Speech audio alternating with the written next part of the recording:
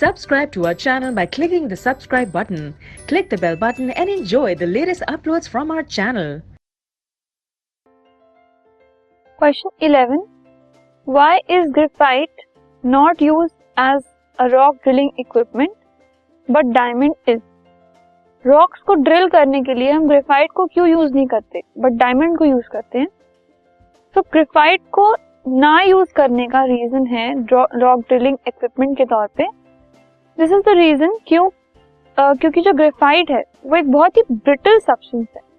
उसको अगर कभी भी हम बीट करेंगे किसी चीज से तो वो बहुत इजीली ब्रेक हो जाएगा. एंड अगर वो खुद ही इतना सॉफ्ट मटेरियल है तो वो किसी और बड़ी चीज को, हैवी चीज को ड्रिल करने के लिए काम नहीं आ सकता. लेकिन diamond is the hardest known substance. तो डायमंड को यूज किया जाता है क्योंकि वो बहुत हार्ड है, वो खुद ब्रेक नहीं होता एंड वो किसी भी बड़ी एंड सॉलिड चीज को पेनिट्रेट कर सकता है. So instead of graphite diamond is used for rock drilling equipment.